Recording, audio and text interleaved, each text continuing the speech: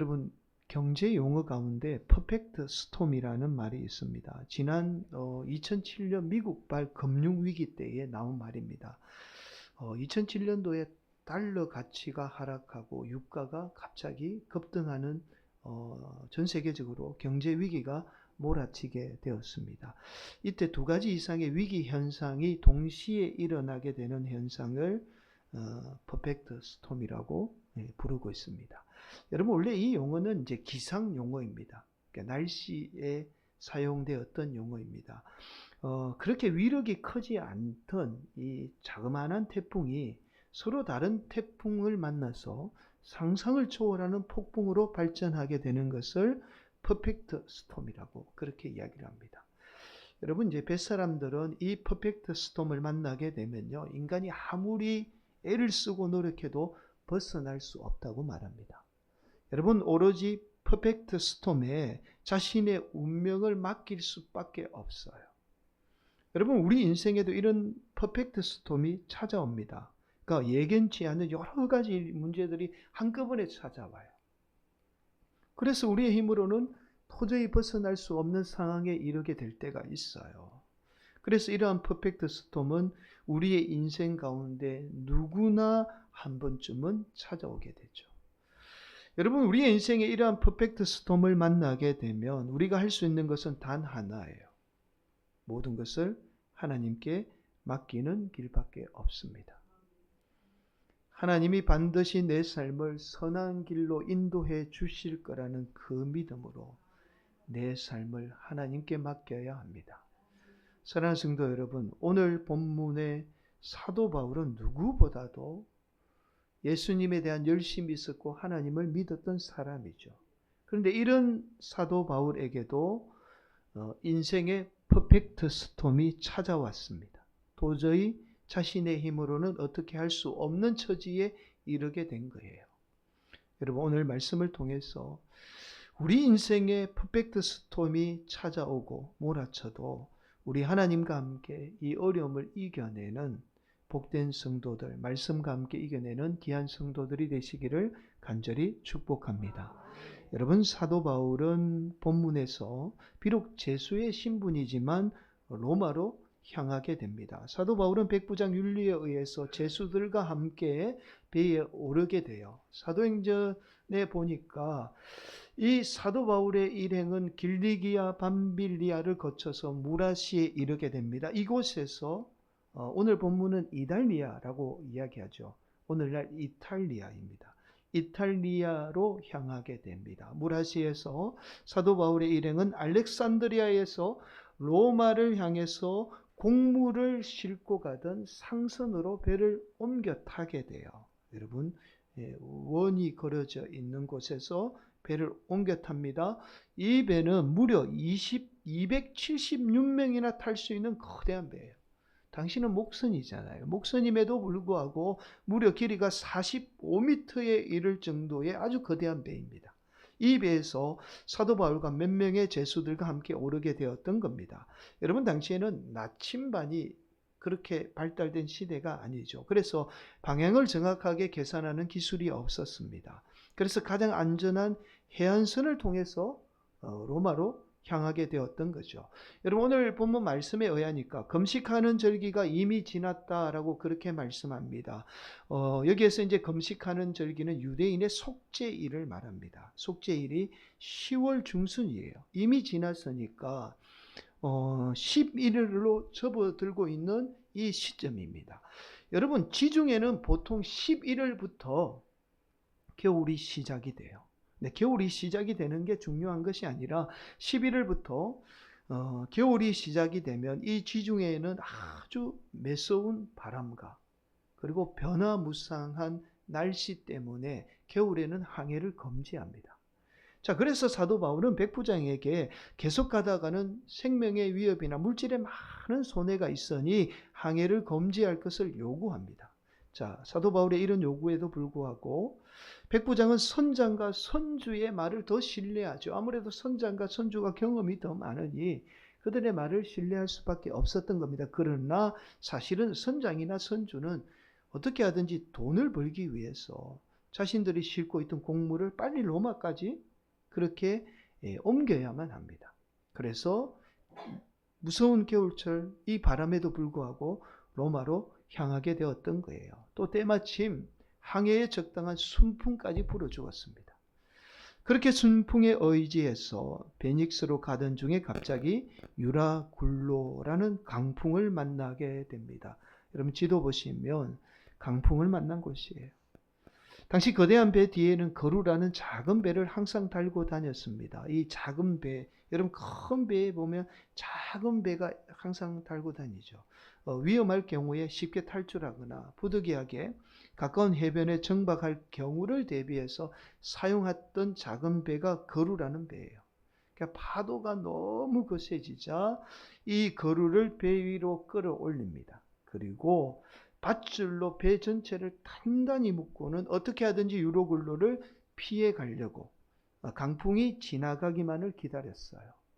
자, 그런데 사도 바울이 탄 이 상선은 오히려 유로굴로 강풍에 휘말려서 가우다라는 작은 섬 아래로 지나게 됩니다. 여러분 아무래도 작은 섬 아래로 지나다 보면 배 밑바닥이 어떻게 해요? 바닥에 걸릴 수 있잖아요. 그래서 배 안에 있던 연장들을 버리기 시작해요. 처음에는 유라굴로 강풍이 심해지자 사공들의 짐을 먼저 버립니다. 그리고 도저히 유라굴로 강풍에서 벗어날 수 없게 되자 다음 날이에요. 사흘째가 되던 날에는 배 위의 모든 기구를 다 버립니다.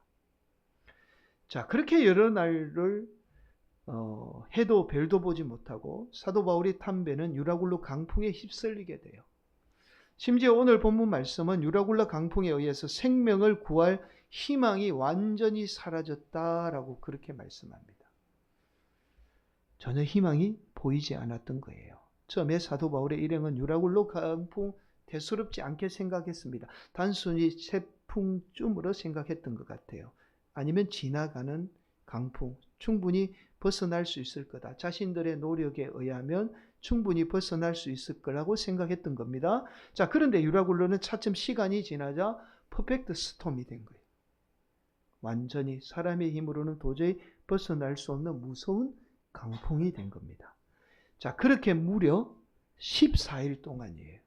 14일 동안 유라굴로 강풍에 휩쓸려 바다 위를 떠다니게 됩니다. 14일째 되던 날이에요. 육지에 가까운 곳까지 접근하게 되자 이 사실을 안 사공들이 자신들만 살려고 거루를 내려서 도망을 치려고 합니다. 여러분, 배는 사공이 없으면 더 이상 어떻게 움직일 수가 없어요. 그래도 사공이 있어야 되잖아요. 근데 사공이 도망을 치려고 했던 거예요. 그러자 이번에는 사공이 도망치지 못하도록 거루마저도 버리게 돼요. 여러분, 그나마 남아있던 한낱 희망마저도 다 사라지게 된 겁니다. 여러분, 큰 배가 정착을 하거나 어떤 위기에서 빠져나오려면 반드시 거루가 있어요. 작은 배가 있어야 합니다. 희망마저 완전히 사라지게 된 거예요. 14일 동안 얼마나 유라굴로 강풍이 심했던지 사람들이 아무것도 먹지 못해요. 여러분, 배가 심하니까 뱃사람들도 멀미를 했던 거예요. 그래서 아무것도 먹지 못합니다. 그러자 사도 바울은 그들에게 먼저 음식을 먹게 합니다. 자, 그리고 배에 있던 밀을 다 버렸어요. 이제는 음식마저도 다 버리게 된 겁니다. 그렇게 배를 더 가볍게 만들었어요. 배를 가볍게 만든 것은 배를 어떻게 하든지 가볍게 만들어서 가까운 육지까지 가서 사람들이 이 가까운 육지까지 헤엄칠 수 있는 거리를 만들었던 거예요. 그렇게 전날 내렸던 배의 담마저도 끊어버려요. 자, 그리고 이번에는 심지어 배의 방향을 조정하던 키마저도 버립니다. 여러분, 유라굴로 강풍 앞에서 배의 키가 의미가 없었던 거예요. 강풍 앞에서 아무리 방향 조절해도 아무 소용이 없었던 거예요. 그러니까 소용없는 거, 무게만 나가는 거, 키마저도 다 버립니다. 그렇게 오로지 모든 것을 유라굴로 강풍에 자신들의 운명을 맡기게 돼요. 자, 결국 배에 닦아 키마저 풀어버리고 유라굴로 강풍에만 의지하던 배는 앞쪽 이물이 바닥에 부딪혀 꼼짝달싹도 할 수 없는 상황에 이르게 된 겁니다. 자, 그렇게 배 뒤쪽인 고물에 큰 파도가 부딪히면서 배가 부서지기 시작을 해요. 이제 배가 부서지면 모두 다 죽게 됩니다. 이때 사도 바울과 일행들은 마지막 남은 힘을 다해서 바다로 뛰어들어서 헤엄을 쳐서 한 사람도 죽지 않고 모두 생명을 구하게 됩니다. 이것이 오늘 본문의 말씀이에요. 여러분, 오늘 본문 말씀을 제가 의도적으로 아주 상세하게 여러분들에게 설명을 좀 해드린 이유가 있습니다. 여러분은 오늘 사건을 접하면서 어떤 생각이 드십니까?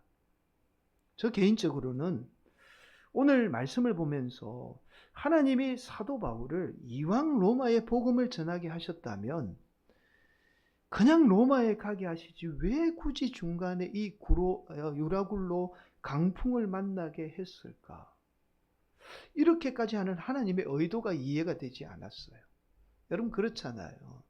로마까지는 잘 갔고 그리고 복음을 전하면서 조금 어려움을 당하게 하시지, 로마에까지 가지도 않았는데 이미 이렇게 어려움을 당하게 하는 하나님의 의도가 저는 이해가 되지 않았습니다. 여러분, 상식적으로 생각해도 로마에 가서 복음을 전하다가 좀 어려움을 당하는 게 낫잖아요. 근데 지금 이게 14일 동안 완전 하루도 아니고 죽을 사경을 헤매게 된 거예요. 하나님은 사도 바울에게 예견치 않은 유라굴로의 강풍을 만나게 합니다. 그리고 사도 바울뿐만 아니라 함께했던 많은 사람들마저도 생명의 위협을 받게 돼요. 도대체 왜 하나님이 이렇게까지 하실까? 여러분, 이렇게까지 하나님의 의도가 이해가 되지 않았어요. 얼마 전까지만 해도 제가 늘 성경을 보면서 이 의문이 풀리지가 않았습니다. 왜 하나님이 이렇게 하시지? 이 강풍이 도대체 무슨 의미가 있을까라고 그렇게 제가 항상 의문을 가지고 있었습니다. 그런데 얼마 전에 제가 로마인 이야기 그리고 로마의 역사를 살펴보면서 이 의문이 풀리게 되었어요. 여러분, 오늘 본문 말씀 속에는 하나님이 유라굴로 강풍을 만나게 한 정확한 의도가 없어요. 알 수 없습니다. 자, 그러나 우리가 시야를 조금 넓혀서 당시 로마의 시대적인 상황을 살펴보게 되면 하나님이 이 유라굴로 강풍을 일으키고 만나게 하신 하나님의 특별한 의도가 있다는 사실을 알게 됩니다. 여러분, 당시 사도 바울이 로마로 항했던 배를 지중해를 건넜던 그 해가 59년입니다. 주 59년이에요. 자, 이때 로마의 황제가 우리가 너무나 잘 아는 악독한 네로 황제입니다. 근데 우리가 네로 황제하면 처음부터 악독한 왕으로 알고 있지만, 그러나 처음에는 참 로마를 아주 잘 다스렸던 황제 중에 한 사람이에요. 그가 잘 다스릴 수 있었던 이유가 뭐냐면, 당시에 네로 황제의 스승이 누구냐면 당대의 최고의 철학자인 세네카라는 사람입니다. 그래서 아주 로마를 잘 다스렸던 시기예요. 여러분, 네로 황제 이전의 황제가 바로 네로 황제의 어이붓 아버지죠. 클라우디우스 황제입니다. 이 클라우디우스 황제가 네로의 어머니와 결혼을 하면서 네로가 이제 양자로 들어가게 돼요. 근데 나중에 이 네로의 어머니가 이 클라우디우스 황제를 네로를 황제로 만들기 위해서 암살을 합니다. 근데 이 클라우디우스 황제 때에 어떤 일이 있었느냐면, 로마 내의 유대인들 있죠. 로마 내에 있던 유대인들이 자꾸만 종교적인 문제로 갈등을 일으키니까 클라우디우스 황제가 어떻게 해요? 로마 내에 있던 유대인들을 다 추방해버려요. 다 추방합니다. 추방시켜버려요. 그리고 이어서 클라우디우스 황제가 암살이 되고 네로가 로마의 황제가 되자 다시 유대인들의 추방령을 어떻게 해요? 해제해요. 해제를 한 겁니다. 자, 그러자 어떻게 될까? 유대인들이 한꺼번에 다시 로마로 돌아오게 되었던 거예요. 자, 여러분, 이제 다음에 살펴보겠습니다만 사도행전 28장 21절에 보면 이런 말씀이 나와요. 그들이 이르되 우리가 유대에서 내게 대한 편지도 받은 일이 없고 또 형제 중 누가 와서 내게 대하여 좋지 못한 것을 전하든지 이야기한 일도 없느니라. 이 말이 무슨 말이냐면, 사도 바울이 로마에 도착하자마자 유대인들은 어떨까요? 사도 바울 하면 유대인들은 사도 바울을 당장 죽여야 될 인물로 알고 있잖아요. 근데 로마에 있던 유대인들이 이상하리만큼 뭐라고 지금 이야기를 하고 있느냐면, 우리는 당신 잘 모릅니다. 예루살렘에 있던 유대인들이 우리에게 편지한 적도 없고 당신에 대해서 잘못 이야기한 것, 나쁜 이야기한 적도 들은 적이 없습니다 라고 그렇게 말하고 있어요.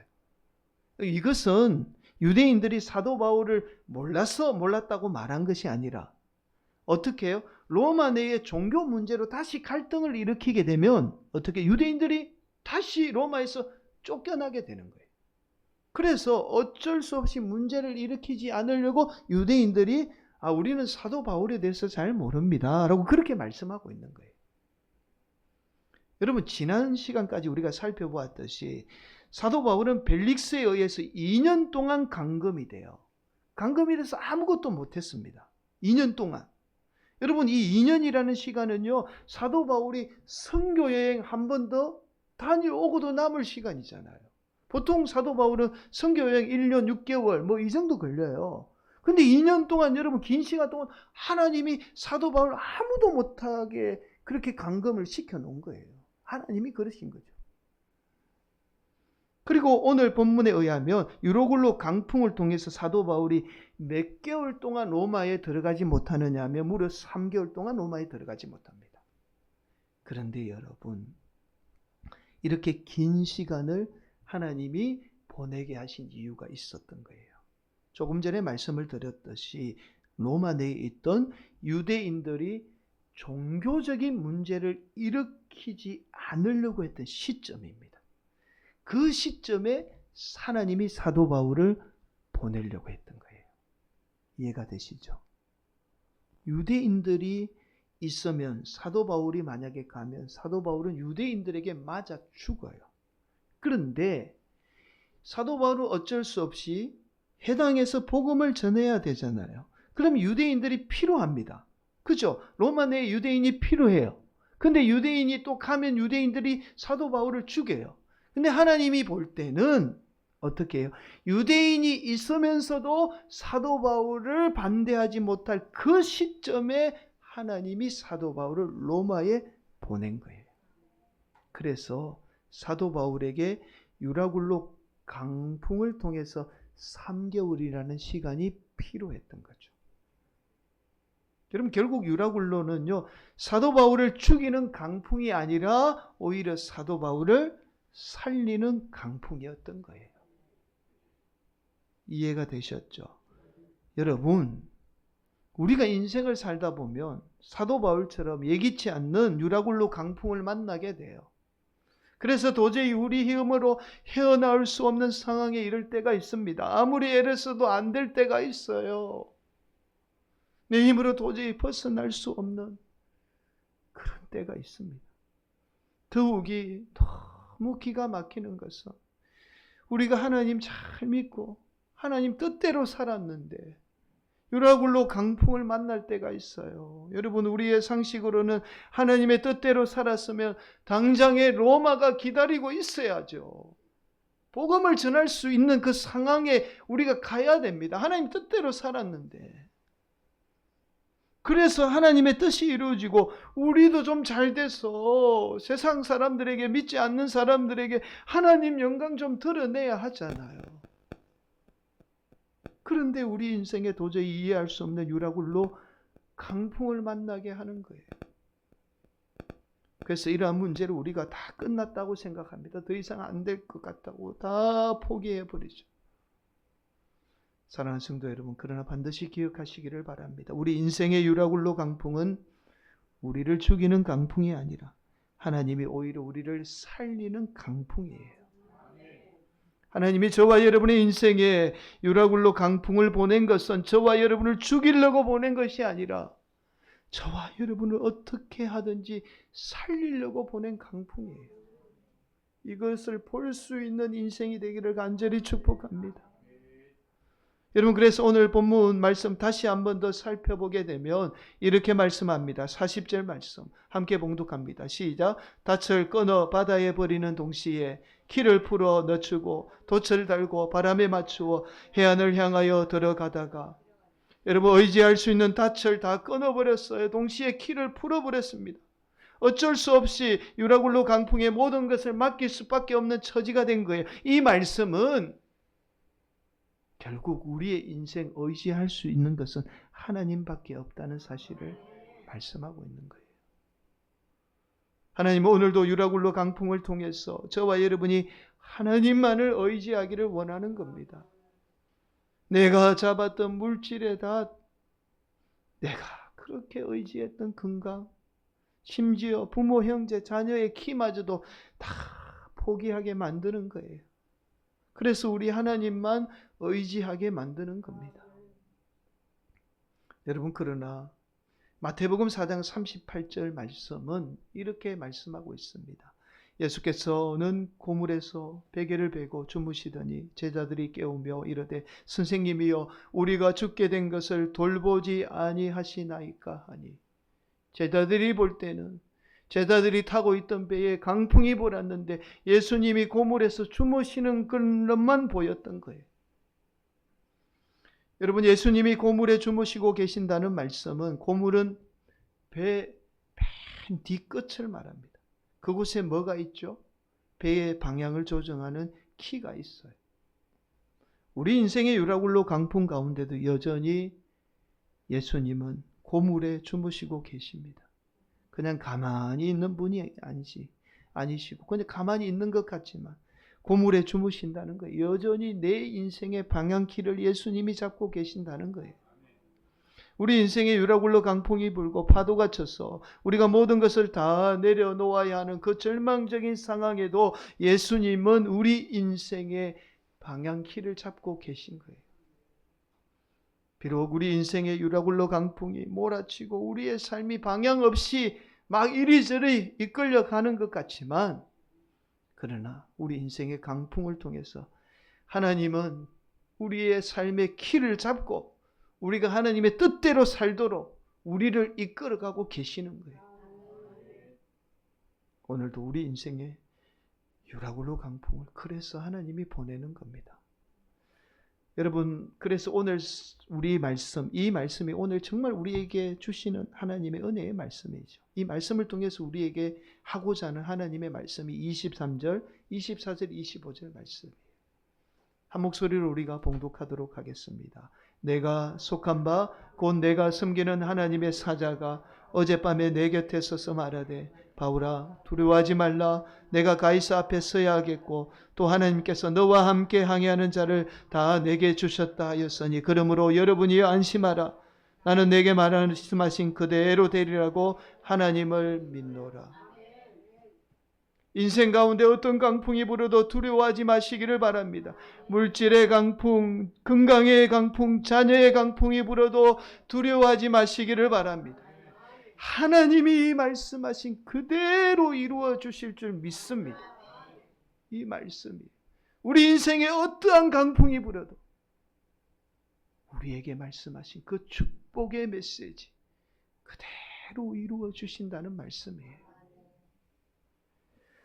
여러분, 송경미 사모님이라는 분이 계세요. 이분이 쓰신 책 가운데 With You, 당신께 힘이 될게요 라는 책이 있습니다. 여러분, 이분을 조금 소개하면 이 사모님은 미국 내에서 특히 암 한우들을 위로하고 그들에게 복음을 전하는 사역을 하고 계신 분이에요. 여러분, 이 사모님은 두 번의 자동차 사고를 당하게 됩니다. 두 번째 큰 사고에서 신비한 체험을 하게 돼요. 아주 큰 자동차 사고 충격에도 몸이 마치 솜털처럼 아주 가벼워지는 임사 체험을 하게 됩니다. 그리고 자동차 사고로 인해서 검사를 받던 도중에 가슴에 암이 발견이 됩니다. 암이 낫기를 눈물로 간절히 기도하죠. 그러나 결국에는 암으로 인해서 한쪽 가슴을 완전히 제거하게 됩니다. 여러분, 여성의 요방암이 다른 암보다 치료나 항암 과정이 힘들어요. 음식도 제대로 먹지 못하고 또 눈썹마저도 빠지는 말할 수 없는 고통을 당하게 됩니다. 항암 치료가 거의 끝나갈 무렵에 다시 수술대에 오르는 사건이 일어나요.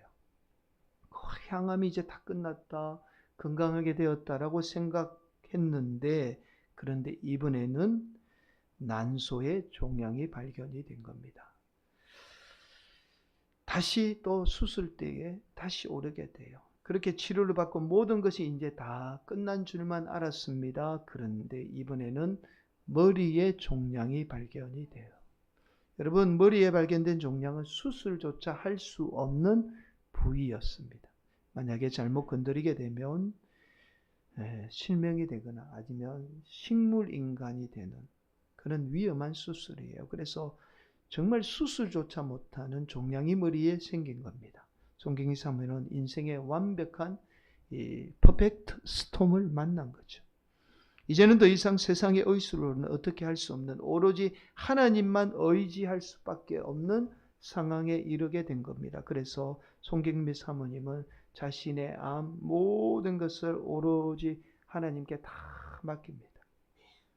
그렇게 2010년부터 지금까지 아시안 암 한우회를 만들어서 자신과 같이 고통당하는 수많은 사람을 위로하고 그들에게 복음을 전하는 사역을 하고 있습니다. 여러분, 송경미 사모님이 당한 아픔을 우리가 다 어떻게 헤아릴 수 있겠습니까? 암을 겪은 분들이 얼마나 고통을 당하는지 우리가 다 어떻게 헤아릴 수 있겠습니까? 그러나 송경미 사모님에게 불어닥친 인생의 유라굴로 강풍이 오히려 암으로 죽어가는 수많은 영혼을 구원하고 있어요.